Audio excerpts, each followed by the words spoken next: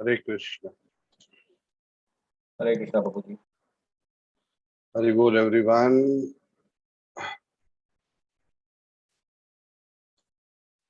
Hare Krishna, Prabhuji. Hare Krishna, Prabhuji. Hare Krishna. Okay.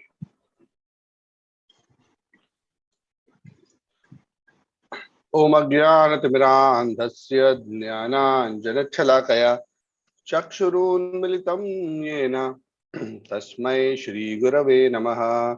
Sri Chaitanya Manobhishtam Sthapitam Yena Bhutale Swayam Rupaha Kadamayam Dadati Swapadantikam Vandeham Shri Guroho Shri Yuta Padakamalam Shri Gurun Vaishnavamscha Shri Rupam Sagarjatam Sahagana Raghunathanvitam Tam Sajivam Sadvaitam Savadutam Parjana Sahitam Krishna Chaitanya Devam Shri Radha Krishna Padan Sagana Lalita Shri Vishakhanvitamscha He Krishna Karuna Sindhu Dinabandhu Jagatpate Gopesha Gopika Kanta Radha Kanta Namostute Tapta Kanchana Gaurangi Radhe Vrindavaneshwari Vrishabhanu Sute Devi Pranamami Haripriye Vancha Kalpa Tarubhyascha Kripa Sindhubhya Evacha Patitanam Pavanebhyo Vaishnavebhyo Namo Namaha Jai Shri Krishna Chaitanya Prabhu Nityananda Shri Advaita Gadadhara Shrivasadi Gaur Bhakta Vrinda Hare Krishna Krishna Krishna Hare Hare Hare Ram Rama Rama Hare Hare Jaya Jaya Shri Chaitanya Jaya Nityananda Jaya Dvaita Chandra Jaya Gaura Bhakta Vrinda Vande Shri Krishna Chaitanya Nityananda Sahoditau Gaudodaye Pushpavantau Chitrau Shandau Tanu Nudau Hare Krishna. So I'd like to welcome all the devotees to the Chaitanya Pravaha series.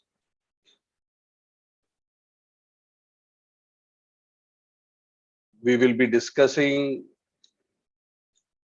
chapter 3 of the Adi Leela today and likely also chapter 4.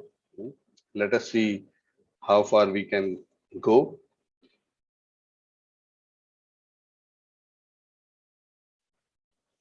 So in the previous discussions, we discussed the Mangalacharan of Chaitanya Charitamrita. We also discussed the position of who is this Lord Chaitanya, about whom we are discussing about his life, teachings, his pastimes. And we established that this Lord Chaitanya Mahaprabhu is Sri Krishna himself, not an incarnation of Krishna, but Krishna personally himself. Sri Krishna Chaitanya, Radha Krishna, Nahi Anya. Lord Chaitanya Mahaprabhu is Sri Krishna himself, who is covered himself with the complexion and the mood of Srimati Radharani. So having established this, in the 3rd chapter and the 4th chapter, Krishnadas Kaviraj Goswami wants to expand further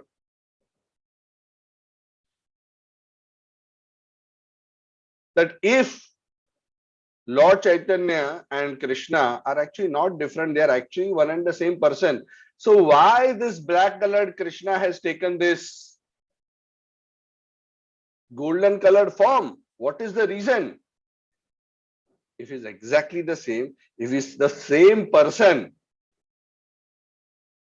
what is the motivation for him to take this additional special form? That's very interesting, isn't it? And this is very important to understand, because when we understand why Krishna manifested in the form of Lord Chaitanya, not as an incarnation, but he himself manifested in that form, one gets insight into the real purpose of Lord Chaitanya, and one also gets insight into the heart of Lord Krishna. Krishna is Swayam Bhagwan. Krishna is not just one of the many forms of the Lord. Krishna is not avatar.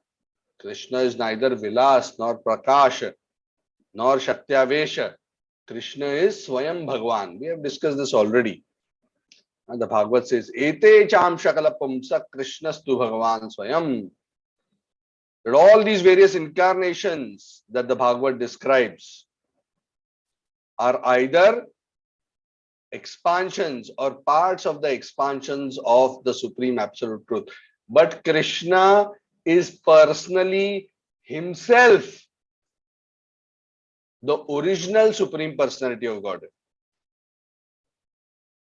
Bhagavan Swayam. Swayam means himself. It's not incarnation. He's the boss of all bosses. Ekale Ishvara Krishna Ara Sakala Bhritya. We also discussed this concept of how even though the Supreme Personality of Godhead manifests himself in so many expansions, incarnations,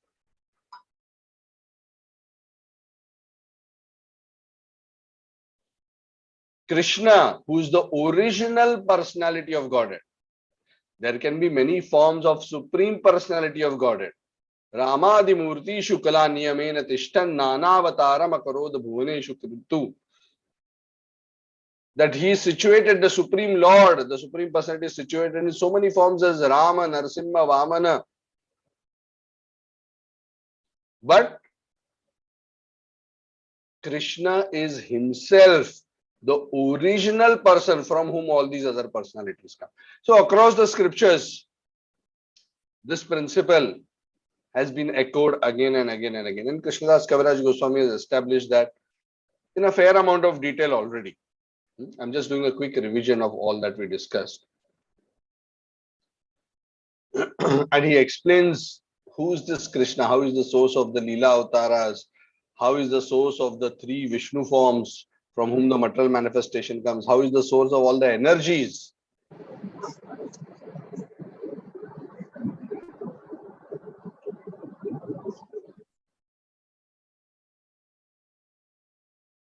And how ultimately Krishna is the supreme Ashraya Tattva, the supreme shelter for everyone and everything.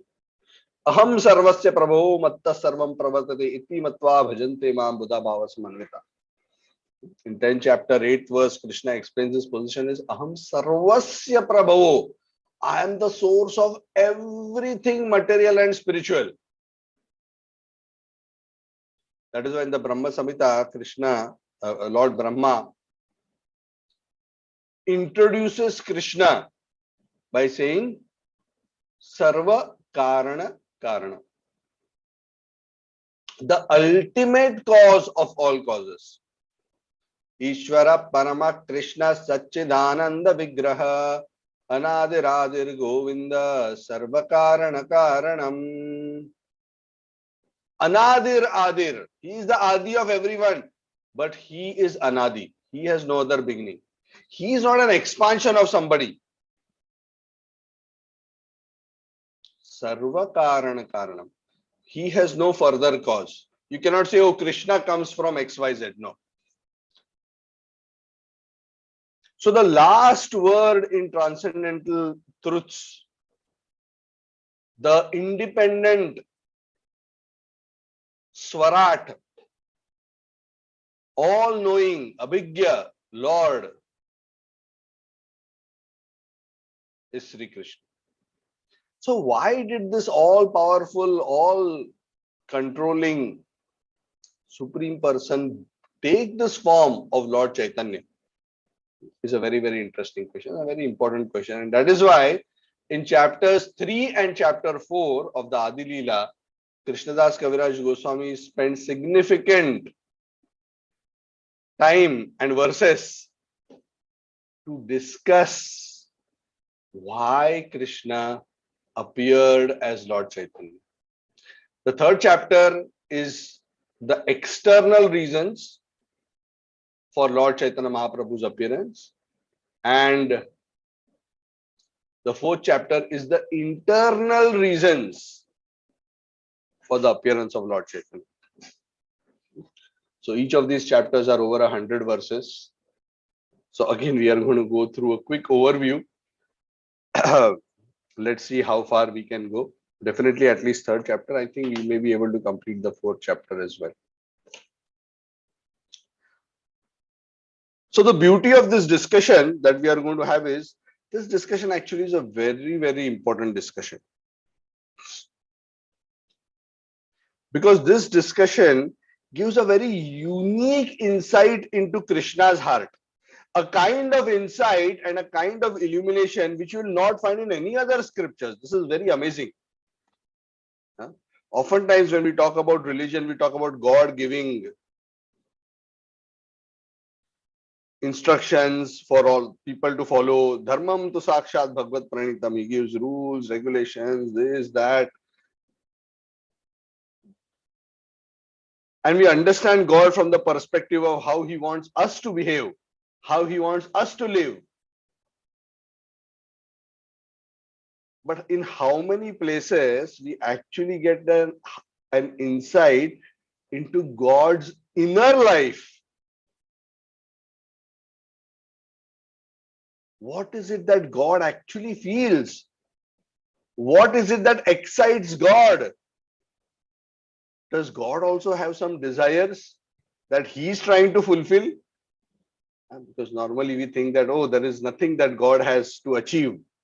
Well, in one sense it is true, but in another sense it may not be fully true also.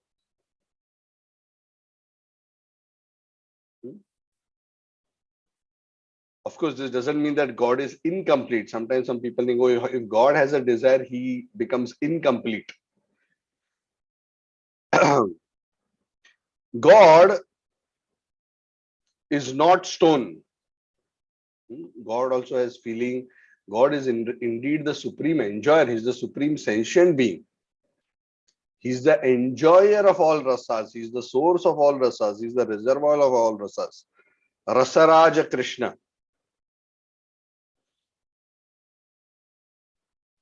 So yes, God can also have desires, but the difference is between us and the Lord is that we are dependent externally on fulfilling our desires. But God, the supreme absolute truth, is aptakama. Aptakama means he is fully independent. Meaning he can have unlimited desires eternally, and eternally he is able to fulfill and satisfy those desires by himself with his own unlimited potencies. That is why the Lord is known as Aptakama. Aptakama means fully competent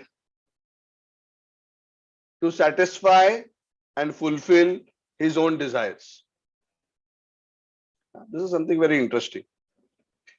Why I'm mentioning this is, when we talk about God's desires, and we will be discussing that in this chapter, please do not think of his desires as shortcomings. His desires are an expression ultimately of his nature as an unlimited enjoyer, Parama Purusha.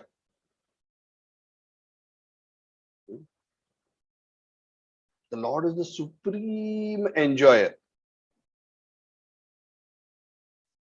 And for the purpose of his enjoyment itself, he manifests so many wonderful varieties and so many wonderful aspects of creation, whether it is the Srishti Leela of the material world or whether it is the eternal manifestation in the Paravyoma. All of this is manifested ultimately for the purpose of expanding the pleasure of the Supreme. So this Krishna, Krishnadas Kaviraj Goswami is explaining, this Krishna appeared roughly 5,000 years ago, in the holy land of Vrindavan. Krishna, in his original form of Shyam Sundar, descends personally from the spiritual world, not as avatar, but he himself comes down from the spiritual world. Not every now and then, but only once in a day of Brahma. In a day of Brahma, in the 8th Manvantar, in the 28th Chaturyuga and the Dwapar Yuga of that Chaturyuga, Swayam Bhagavan, Krishna, descends into this material world.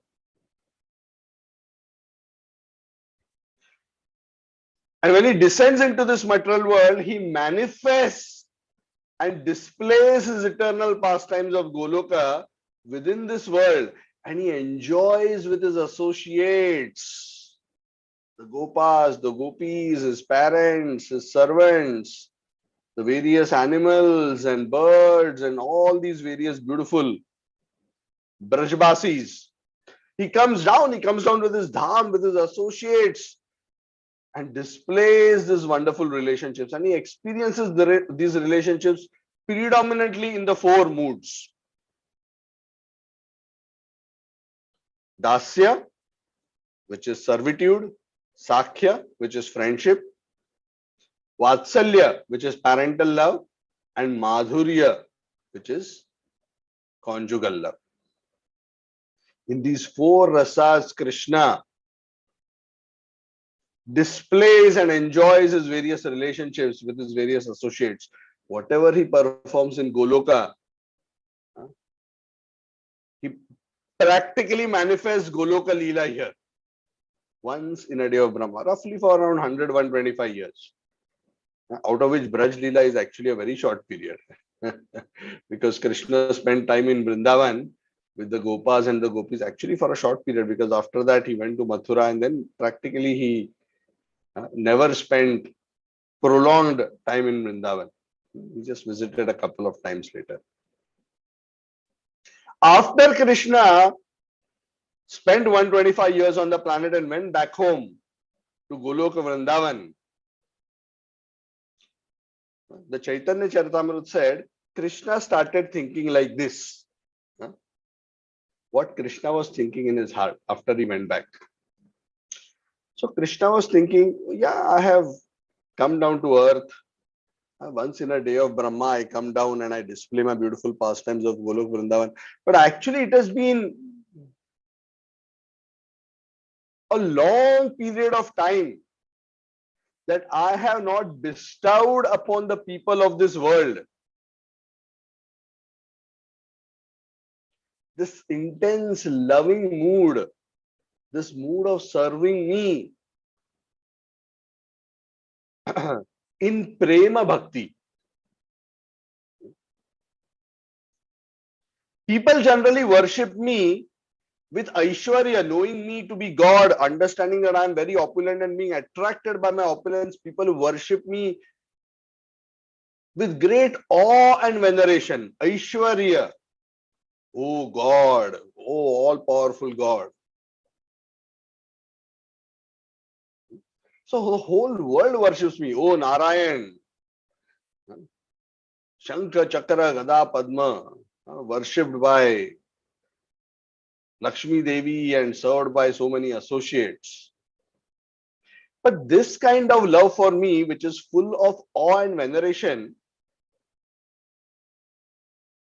I consider it feeble and not as attractive to me as the pure love of the Premi Bhaktas.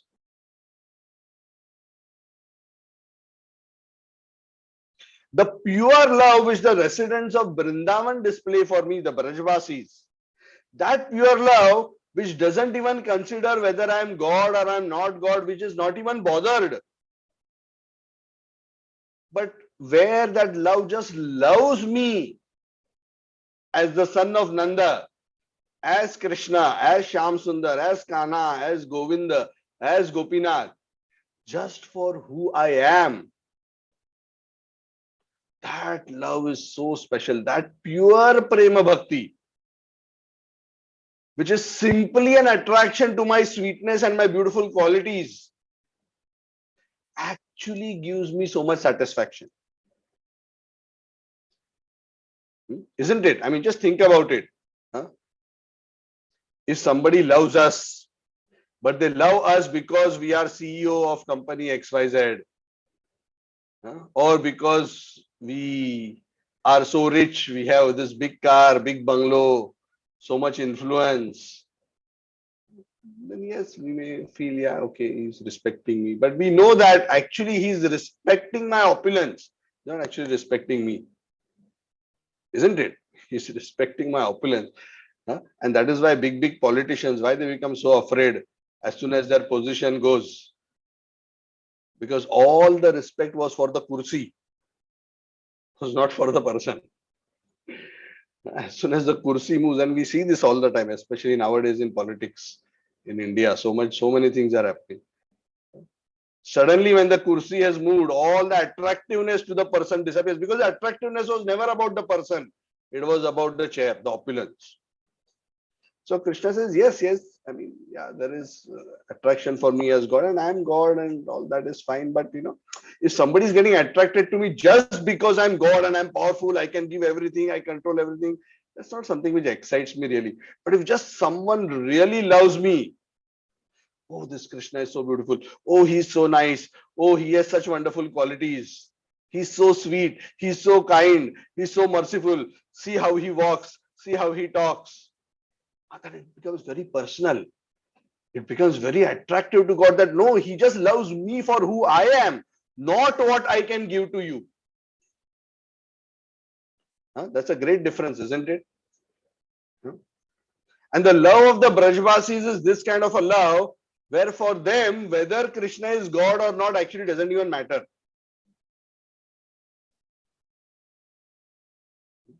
Their love overwhelms all considerations.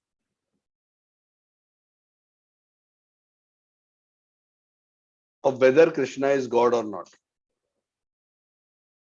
So Aishwarya love which is, or love of awe and veneration, Aishwarya Bhakti, Krishna is thinking, it can take a person up to Vaikuntha, because Vaikuntha is the place where my opulences are manifested eternally, and there these devotees may worship me.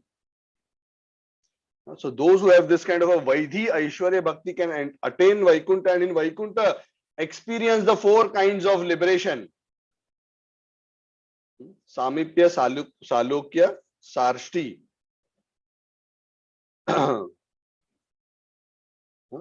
and Sarupya. Samipya, being on the same planet, being close to the Lord. Sarshti, similar opulences like the Lord. Salokya, being on the same planet of the Lord. And Samipya, which is staying close to the Lord. But I want, this love is not so attractive to me. I want the people of this world to experience the prema bhakti. So I want to give it. Krishna was thinking, after he came back, he's thinking, I have not given this kind of a love for a long time. So I should distribute it.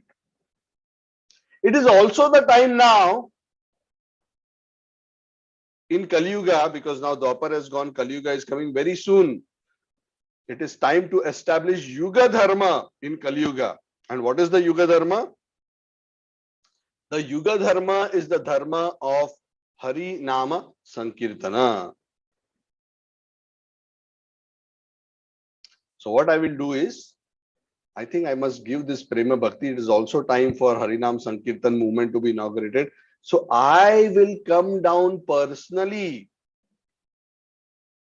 on earth and do both of these things simultaneously. I will come and spread the Harinam Sankirtan, and through the medium of Harinam Sankirtan, I will distribute Prema Bhakti through the medium of the chanting of the holy name, so that devotees in this world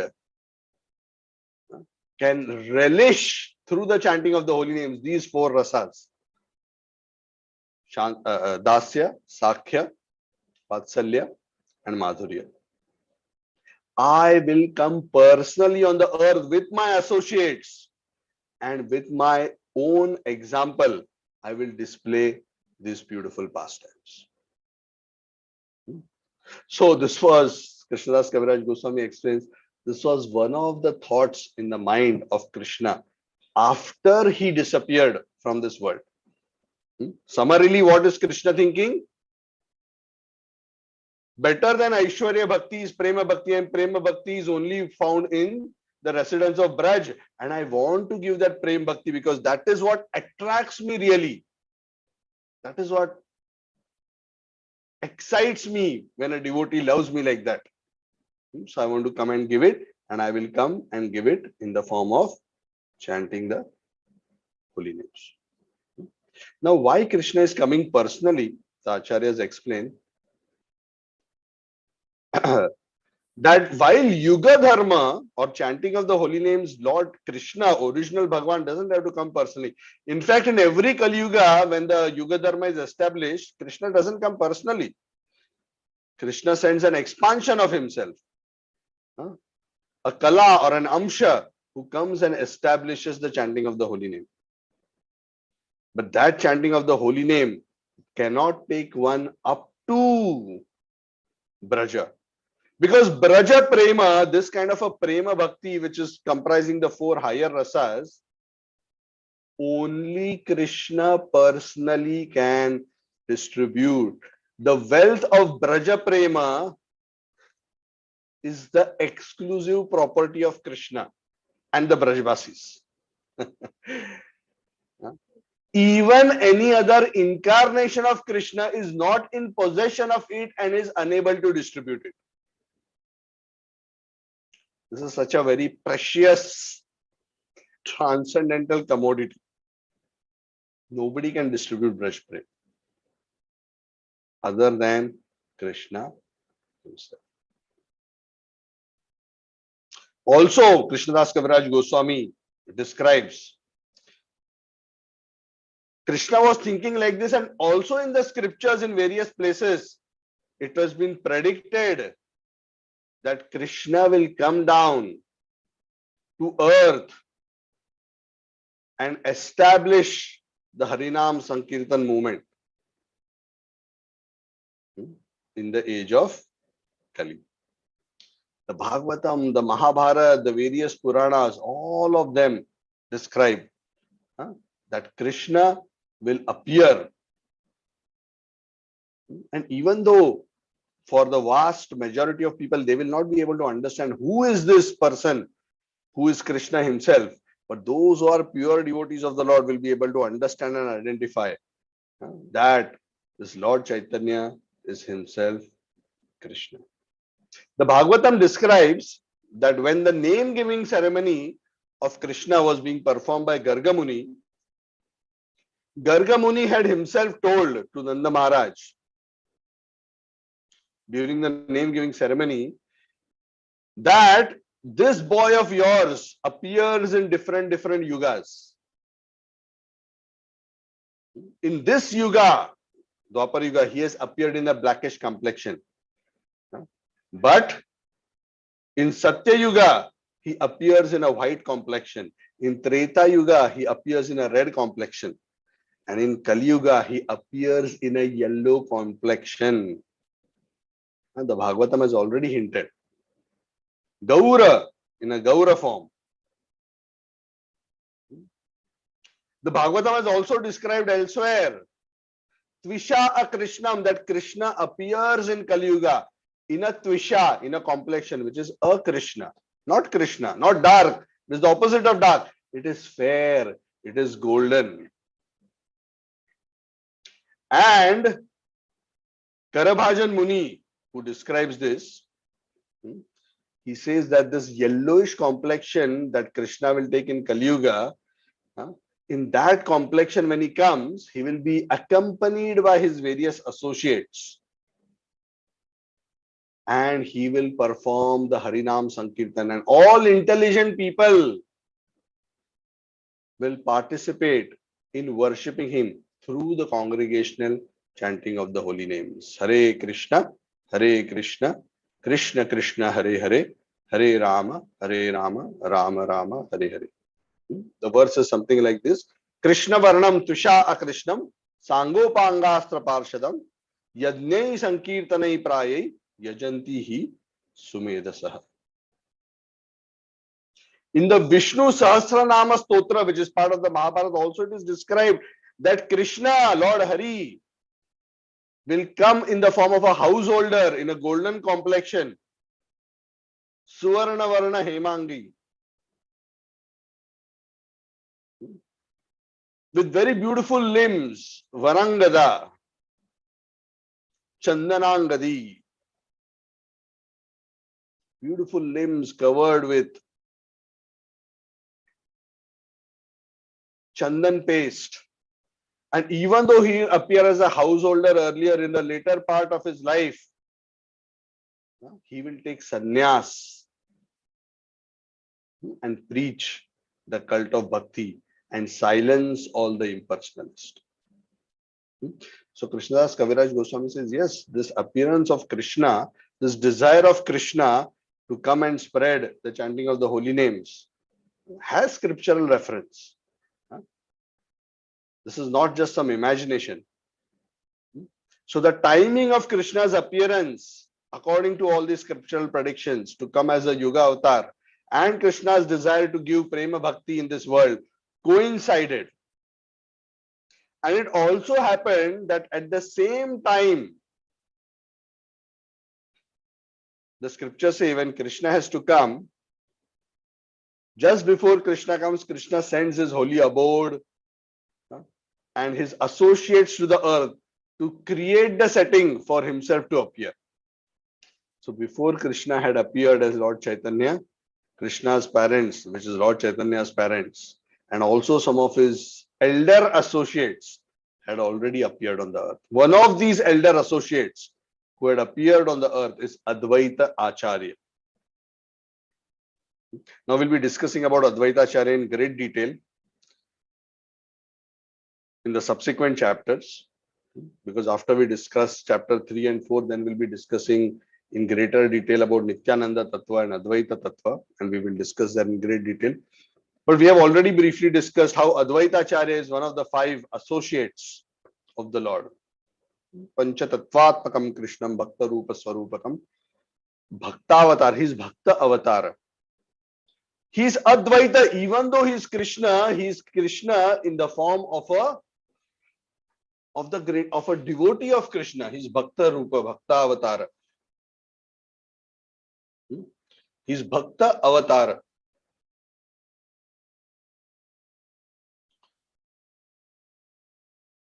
So Advaita Acharya, he had already appeared on this earth before Lord Chaitanya. And Advaita Acharya, he appeared around 500 years ago in the area of Navadvip in Bengal. And Advaita Acharya, a very, very great pure devotee, when he saw the condition of the people of Kali Yuga at that time, Advaita Acharya actually became very, very sad. He saw how people in general were so absorbed in materialistic pursuit of life. He would feel very sad that rather than using this precious human form of life for self-realization, for spiritual advancement, people were wasting their human form of life either in extreme sinful activity, or even if they practice some form of religion, that religion was ultimately only meant for sense enjoyment. People were simply worshipping various devatas just with the ultimate objective of getting material benefits and having wealth, having better family life, having a better husband or a wife and children and prosperity. People's life just was focused on all these materialistic things, and Advaita Acharya would feel very sad that people in general were missing the real goal of life. They were devoid of Krishna Bhakti, and he was feeling so strongly, and he was thinking how he can help the situation of the people in general. Because he's Advaita Acharya. He's an Acharya. He's a teacher of spiritual life, a teacher of Bhakti. So Advaita Acharya felt that the people of this world must get Krishna Bhakti, Prema Bhakti. And while in general Bhakti can be taught by various great souls and even by incarnations of the Lord, as far as Vraj Bhakti is concerned, the only person who can give Vraj Bhakti is Krishna. So I must petition Shri Krishna himself to personally descend on this earth, because the condition is so bad. Just 5,000 years ago, Krishna had come, and just see what a mess it has become already. People have totally lost track. This is not good. The Gita and the Bhagavatam has been given, but the people have totally got misled from the path of real religion. And they have taken up to various kinds of cheating religion. So it is absolutely important that Krishna comes personally and distributes Vaja Bhakti. And Krishna can do this if he comes himself in the guise of a devotee and shows the method of the practice of Prema Bhakti through his own personal example. Yes, it is time for the Yuga, for the incarnation of the Yuga Dharma to come. But Krishna has to come personally to give Prem Bhakti through the process of Yuga Dharma. So thinking like this and being very determined to have Lord Krishna come down himself, Advaita Acharya started petitioning Lord Krishna with great vigor and force. The Chaitanya Charitamrita says that Advaita Acharya remembered one verse, I think it's from Gautamiya Tantra, if I'm not wrong, from the scriptures, which says that the Supreme Lord Hari becomes purchased by a devotee who simply offers Ganges water and tulsi leaves to him with love and devotion. Even by this very simple worship of offering Ganges water and tulsi leaves, the Lord becomes purchased. So he was so inspired by that verse that he started worshipping his Shaligram Shila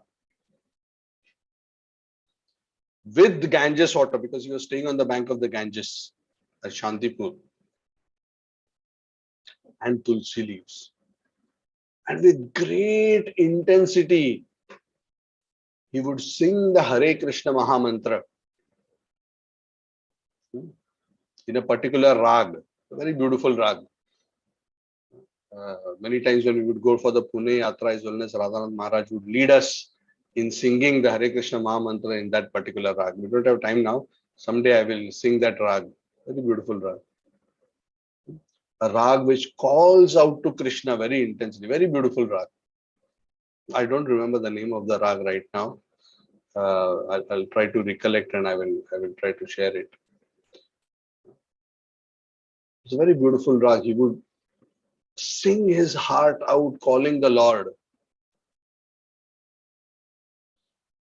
And he would be pouring Ganges water and offering tulsi leaves.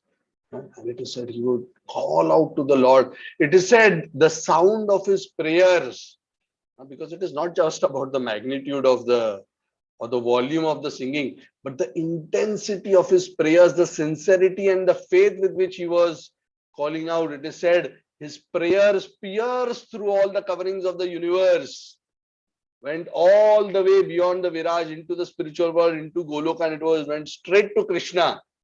And Krishna was, like being petitioned, you have to come, please come.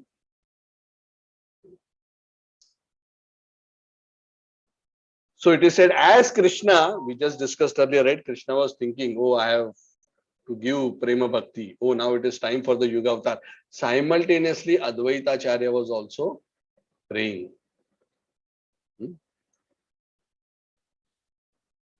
So the third chapter essentially summarizes the reasons for the Lord coming by saying that there are three external reasons why Krishna came as Chaitanya Mahaprabhu. Reason number one, to inaugurate the Nama Sankirtan, which is the Yuga Dharma of Kali Yuga.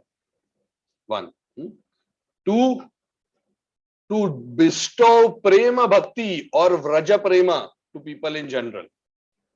Of course, again, through the chanting of the holy names. And three, to fulfill the prayers of Advaita Acharya to deliver the people of this world, especially the people in Kali Yuga. So these are the three external reasons for Lord Chaitanya's appearance. So that brings us to the conclusion of the summary of the third chapter. Of course, there are more finer points, but you can read those finer points. But this is essentially the summary. Now there are internal reasons for Lord Chaitanya Mahaprabhu's appearance, and those internal reasons are even more deeper. What is the reason? What do you mean by external, internal reasons? External reasons are reasons which are impelling Krishna, but they are not his own considerations.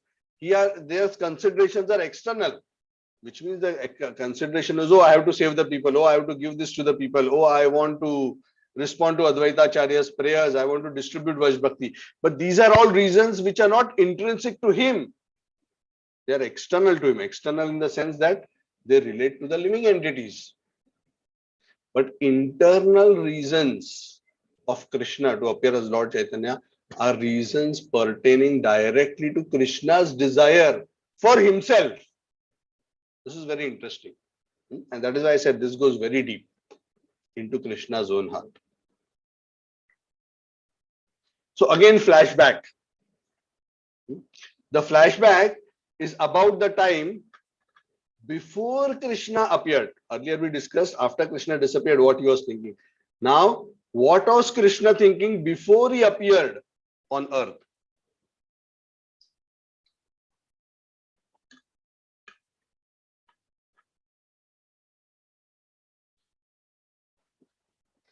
Now, one thing to note is that whenever Krishna comes in this world, in his original Swayam Rupa, in his original personal form, not as an incarnation, not as an avatar, but as an avatari, because Krishna is the source of all incarnations, all other forms of the Lord exist within Krishna. This is something we have to understand. And that is why also we repeatedly tell everybody that when you worship Krishna, you worship all incarnations.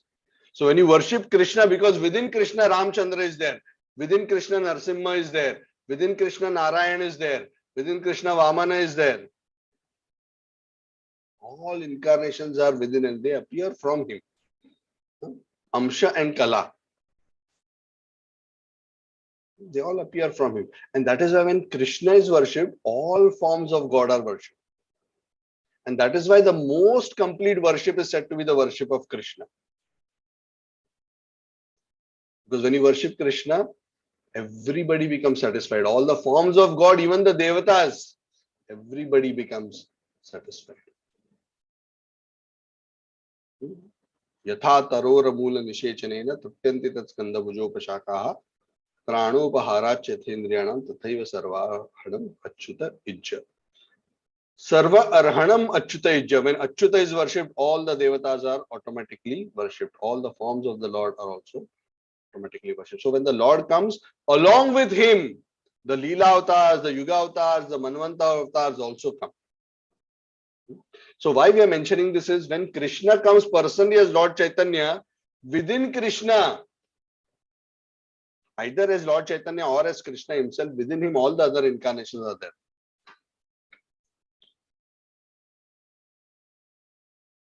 And why we are mentioning this is even when Krishna of Goloka appears in this world, Krishna of Goloka is simply a cowherd boy who plays with his friends and the gopis and has beautiful pastimes. In Goloka Vrindavan, there are no demons. There is no Kamsa, there is no Aghasur. There are no demons to kill. There is no killing business in Golok Vrindavan. That is the eternal realm. There are no enemies. But when that same Lord appears in this world, on the earth planet, all these various kinds of demon killing also happens. Krishna has spoken in the Bhagavad Gita, isn't it? Paritranaya sadhunam vinashaya cha dushkratam dharma sansthapanarthaya sambhavami yuga yuga. So when Krishna comes in his personal form, even though his main purpose is to display his beautiful pastimes, there is also the business, the job of the Yuga avatar to also, destroy the demons. It is said Krishna never kills demons. This is something again very interesting. Krishna personally never kills demons. When it is time to kill a demon, one of the avatars of Krishna, which is within Krishna, takes over the job of killing the demon. So it is said generally the Narayan form of the Lord will kill the demon. Krishna personally doesn't kill the demon. Narayan Vishnu, who is present within his body, Krishna's main role is to taste the prem rasa and to propagate this raga bhakti.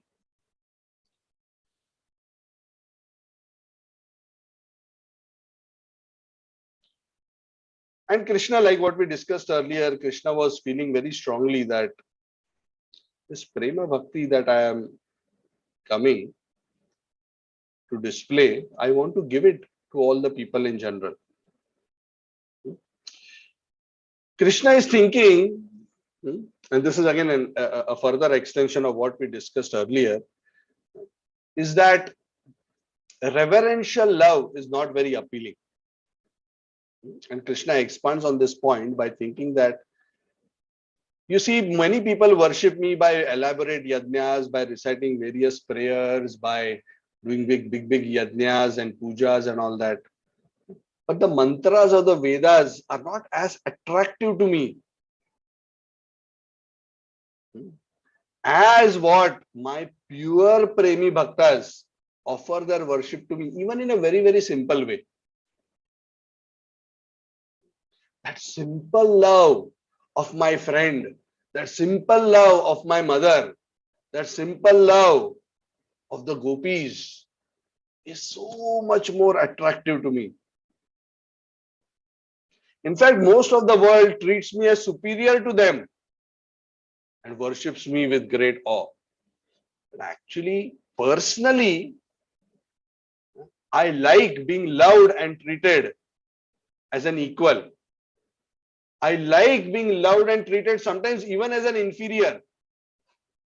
When my mother chastises me, when she scolds me, when she runs after me with a stick, oh, that is so nice. So much fun. Rather than so many people singing mantras and worshipping, offering flowers, that is okay, but that's not so exciting. That's boring. For me, Krishna is telling his heart. That's not so exciting for me.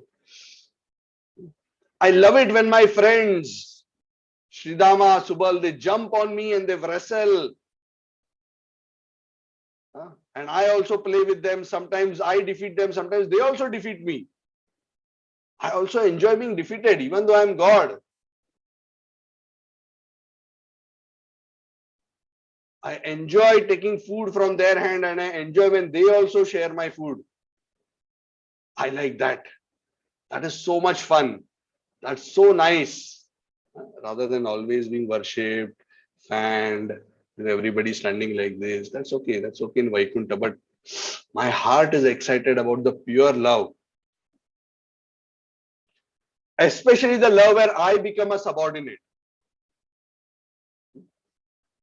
When my mother nourishes me, protects me, thinking of me to be utterly helpless, that gives me great pleasure.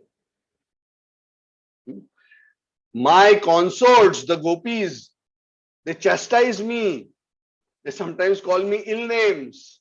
They get angry with me. They sometimes refuse to talk to me. That also, that kind of sulking, that kind of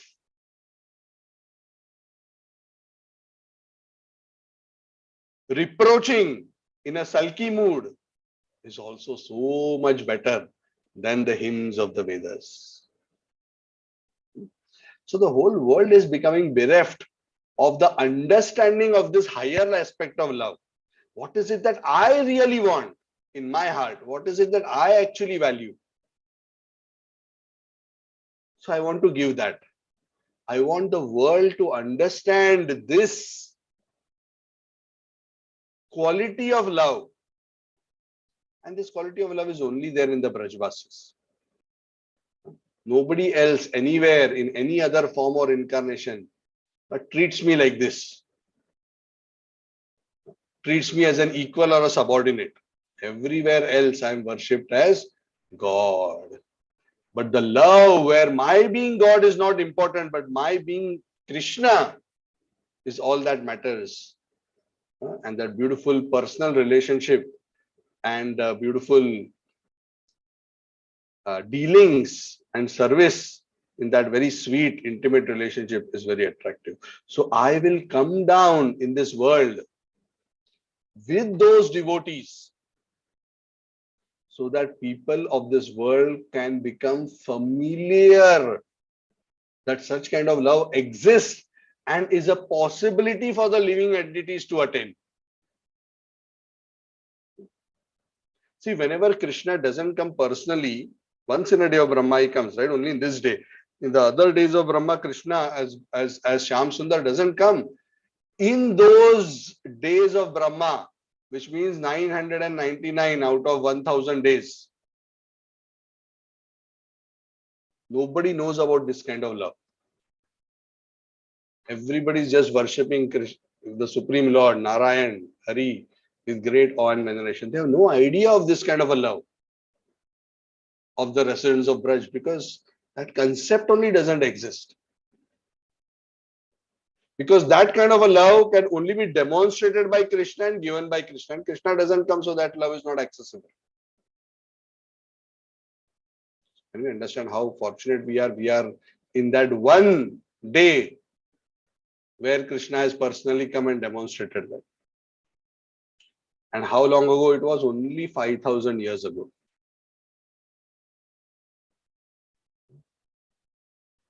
And Krishna again came only 500 years ago to give the means to attain that love.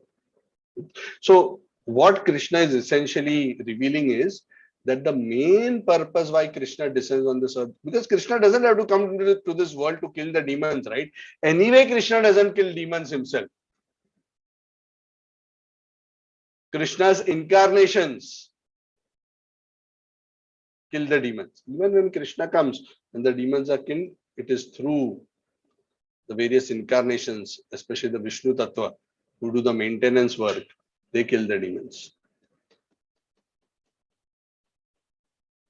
So Krishna primarily comes to this world to taste the Prema Rasa and to propagate in this world Raga Bhakti.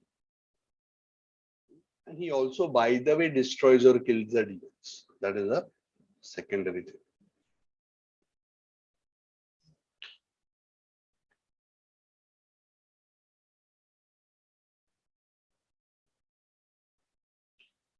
So we'll take another 5 minutes.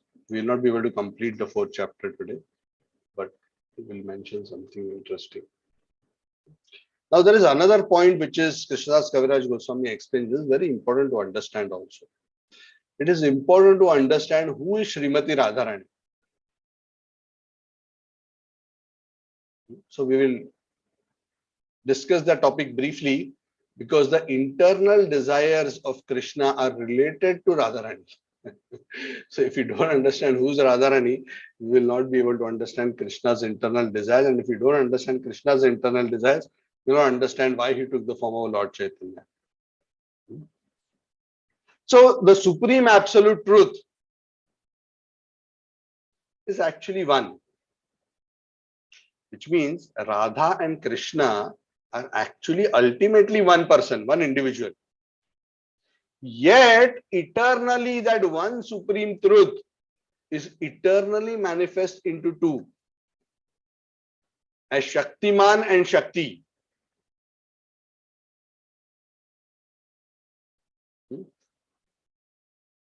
as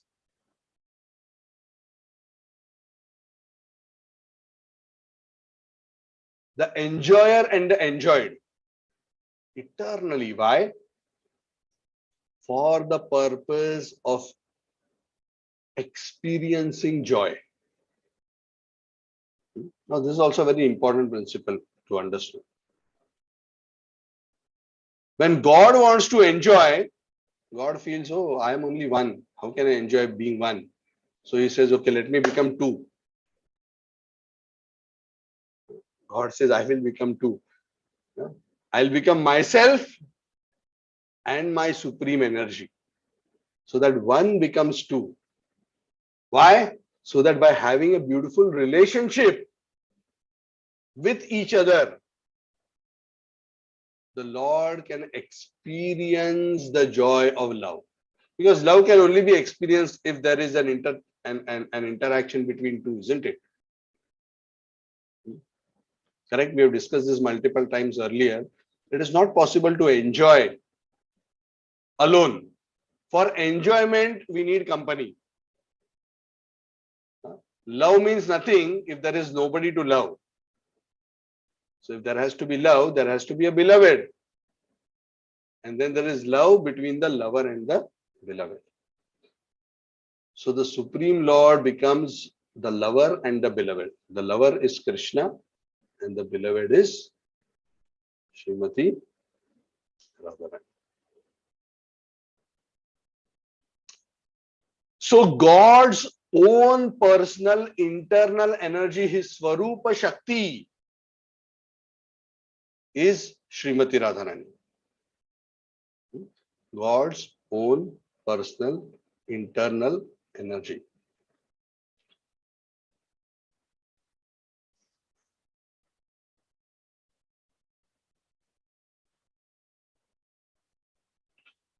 So that is one important point to understand.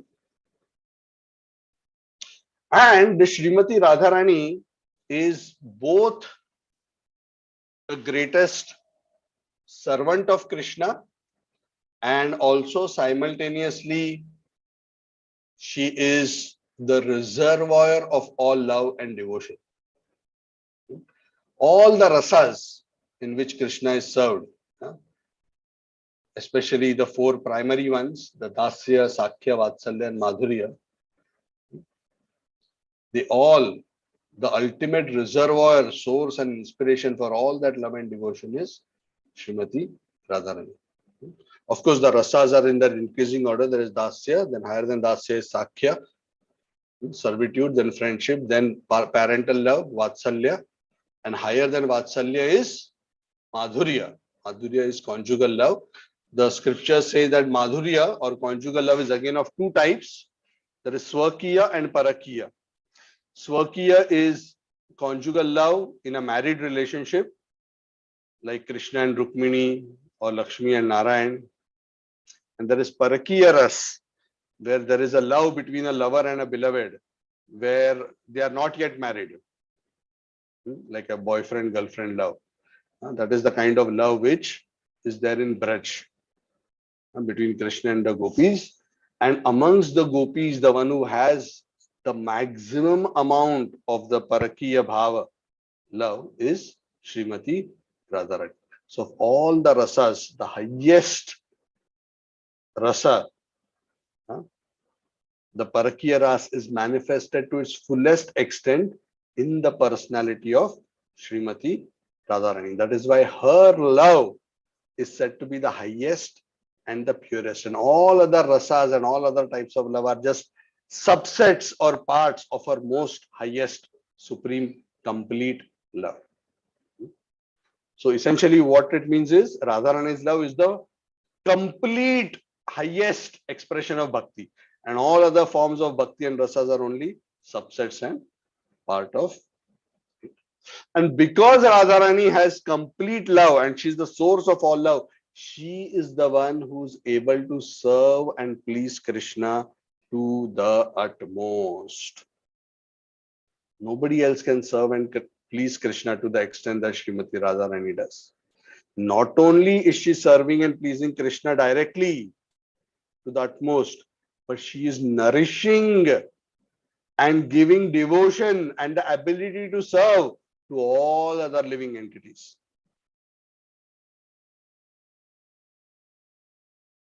What is the meaning of the name Radha?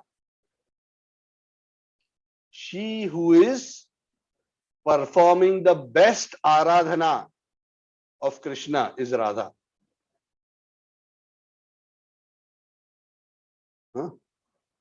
Anaya aradhita nunam. Shukadev Goswami explains in the Bhagavad, he hints towards Radharani.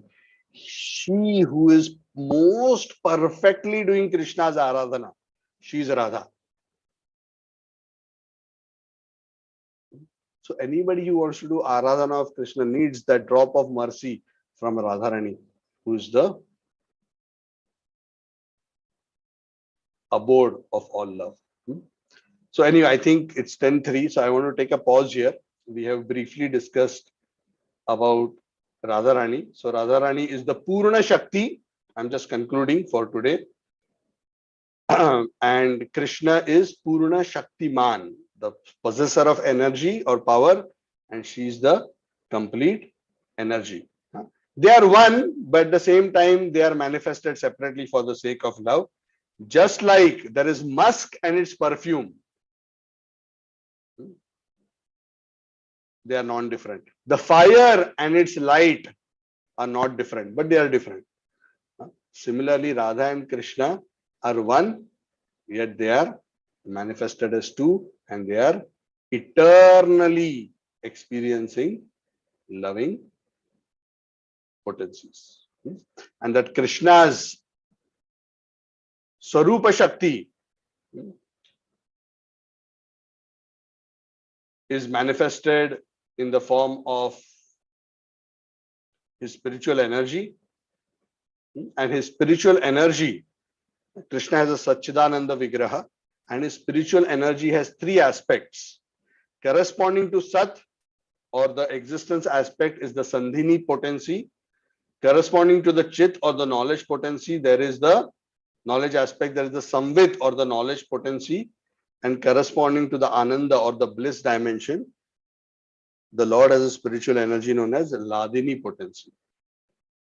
So through the Sandhini potency, the Lord's form, the Lord's abode, and all these are manifested. Through the Samvit potency, the identity of the Lord, the personality of the Lord, and knowledge of the Lord, and everything pertaining to the Lord is possible by the Samvit potency. And Ladini potency is the most important aspect, because it is through the Ladini potency that prema or love is manifest. The essence of Ladini potency is prema. The essence of prema is bhava or emotion. And the topmost ultimate development of bhava is Mahabhava. And Radharani is the embodiment of the Mahabhava.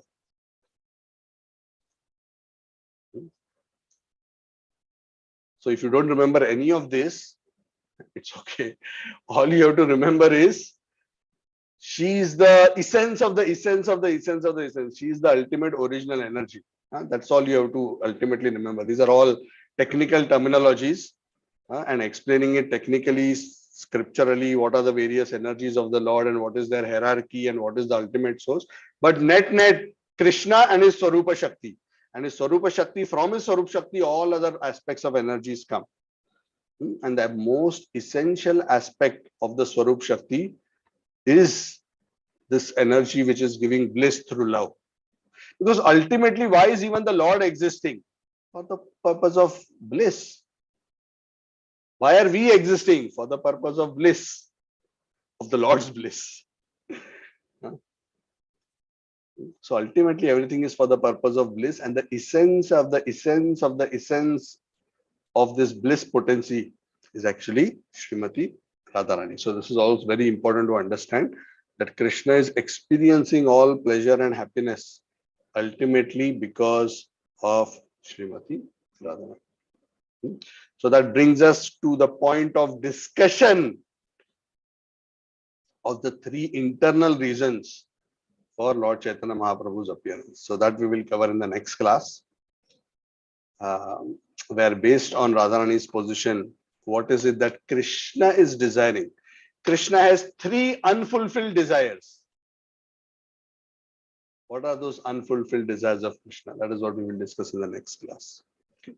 So I'm going to stop here and open up the floor if there are any questions or comments. Hare Krishna.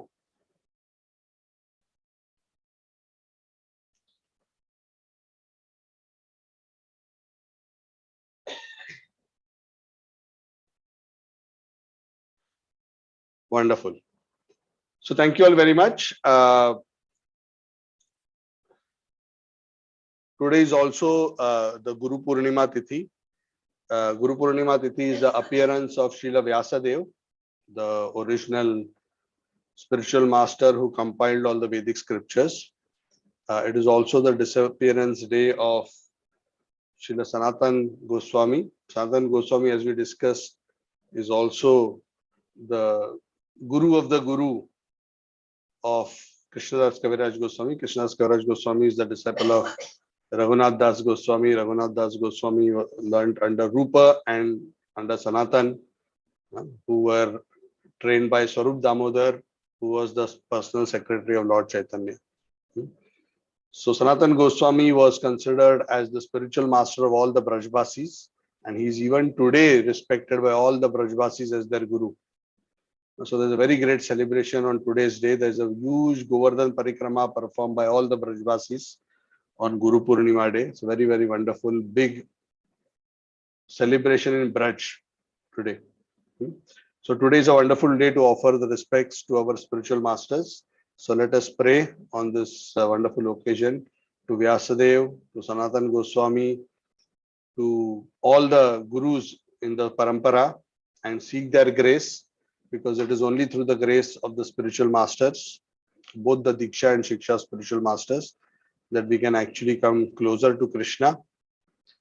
And even Krishnadas Kaviraj Goswami starts Chaitanya Charitamrita by offering obeisances. Vande Ham Shri Gurun. I offer my respects to my spiritual masters. Because Yasya Prasada Bhagavad Prasada, Yasya Prasada Nagati Kutopi. It is possible to attain Krishna's favor through the favor of the spiritual master. So thank you. And yesterday also was a conclusion of the beautiful Rath Yatra festivities in Puri. So I posted some videos and some links. I hope you took beautiful darshan. There was the beautiful Niladri Vijay ceremony where Jagannath comes back and how he has this beautiful exchange with Lakshmi Devi. He gives her Rasgulla to pacify her and enter back home into because he has gone to meet the residents of Braj and she's so angry that why you left me and went. So you can see all these issues have been there since eternity. So don't worry if you have similar issues at home. But you should learn the style of dealing with them like Jagannath deals with it. Not by quarreling, but by sweetly appeasing. Krishna is very expert. Very sweetly he appeases Lakshmi Devi by giving her Rasgulla. And then she becomes very happy and he says, oh, I came for you. I went there only to buy Rasgulla for you. See, this is special Rasgulla for you. So please take. And then she opened the door and let it in. So Jagannath is very kind. He takes care of everybody. And that is the beauty of Krishna, that because he's so unlimited, he's able to interact with all devotees and satisfy all devotees simultaneously. That is this wonderful thing about Krishna. So we'll discuss more about Krishna and his internal mood in the next chapter. And thank you for remaining connected. And I will see you all on Saturday then. Thank you very much. Shri Chaitanya Charitamrita ki jai. Shri Rupa Raghunath ki jai. Sanatana Goswami Pada ki jai. Samaveta Gaura Bhakta Vrinda ki jai. Thank you. Hari Bol. Hare Krishna. Hare Krishna, Suyash Prabhu. Thank you. Hare Krishna Prabhu. Thank you, Prabhu. Hari Bol, everyone. Thank you very much. Thank you very much. Hare Krishna Prabhu.